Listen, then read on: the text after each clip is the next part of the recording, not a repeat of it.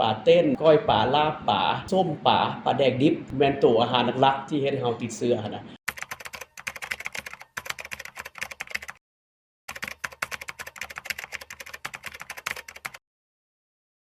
พยาธิเวตับน่ะพยาธิเวตับนี่มันเป็นพยาธิกระฝากชนิดหนึ่งเนาะซึ่งว่ามันอยู่ดำรงชีวิตอยู่ในท่อน้ำบีของพวกเราซึ่งว่าอยู่ทางนอกตับแล้วก็ในตับเนาะแล้วเราก็เอิ้นว่าพยาธิไวตับมันมีอยู่2สายพันธุ์ใหญ่ซึ่งเขาเอิ้นว่าพยาธิไวตับขนาดใหญ่ที่เราอันนั้นเคยเห็นในงัวในควายหั่นเนาะแต่ว่าตัวนั้นหั่น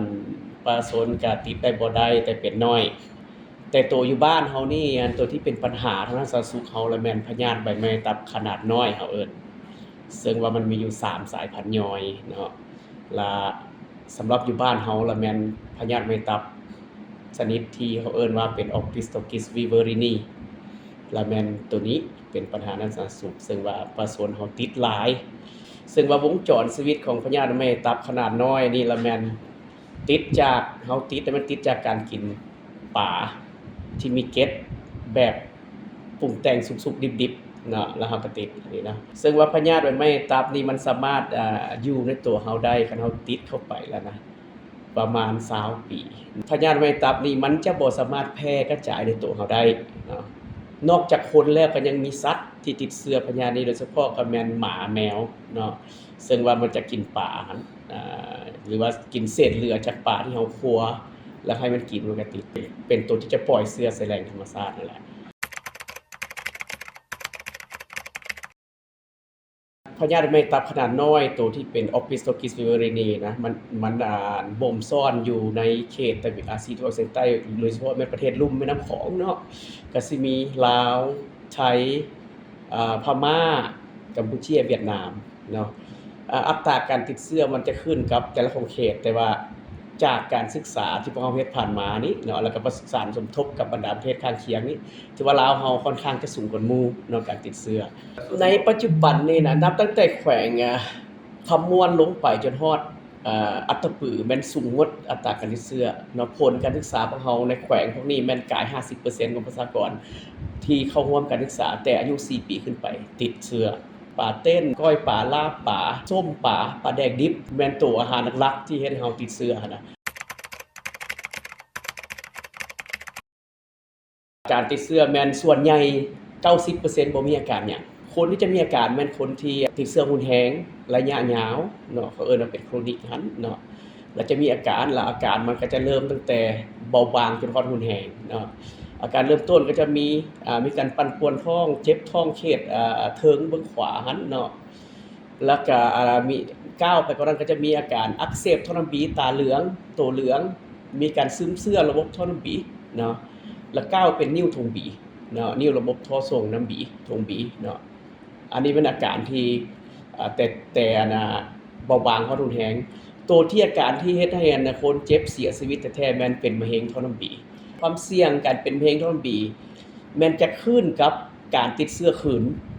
เพราะว่าเวลามันติดเชื้อแล้วตัวแก้ไปจับผนังท่อน้ำดีหั่นนะเนาะมันเฮ็ดให้ผนังท่อน้ำดีอักเสบเวลามันออกไปแล้วมันจะมีบาดแผลเด้เนาะอยู่ในท่อน้ำดีค้างไว้เนาะแต่ว่าเวลาเฮาติดคืนมันไปจับเซลล์เก่าหั่นเองมันก็จะเฮ็ดให้ความเสี่ยงในการเป็นมะเร็งหั่นสูงขึ้น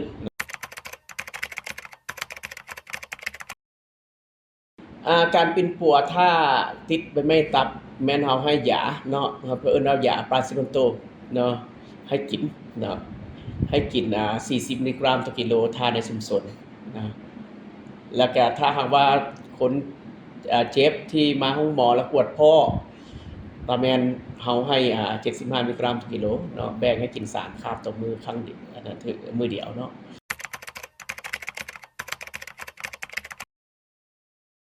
ที่จริงแล้วอันนี้นี่ตัวข้อมูลข่าวสารนี่พวกเรายังเฮ็ดได้น้อยเนาะอ่าที่จริงพวกเราก็ออกข่าวแบบจังซี่แหละเป็นครั้งเป็นคราวเนาะแล้วนอกจากนั้นแล้วก็ในของเขตที่เขาจะตั้งเตือนโครงการนั้นพวกเราก็ได้เฮ็ดเป็นเขาเอิ้นเป็นหยังเป็นคลิปสั้นๆแล้วให้นายบ้านอ่านผ่านโทรโข่งหั้นเนาะเพื่อให้เขาเจ้าเข้าถึงได้เนาะแต่คันเฮาหากนั้นสามารถดีไซน์เครื่องมือ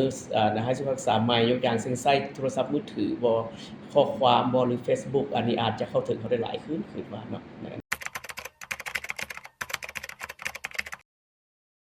สิ่งสุดท้ายแท้ๆละแม่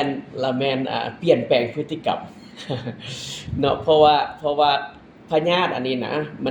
มันควบคุมได้ง่ายครับเปลี่ยนแปลงพฤติกรรมได้แต่การเปลี่ยนแปลงพฤติกรรมของคนนี่ยากเนาะ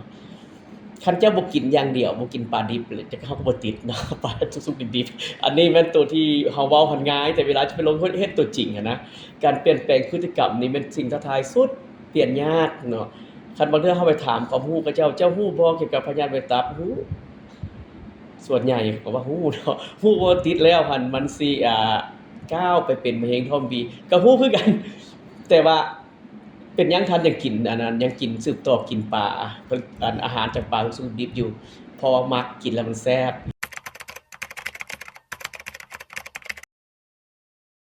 อยากฝากถึงพ่อแม่ประชาชนเฮาหั้นเนาะที่ยังสืบต่อกินปลาดิบอยู่นะเฮาต้องได้เข้าใจว่าพยาธิไวรัสตับนี่เป็นพยาธิหนึ่งซึ่งเขาจัดอยู่ในว่า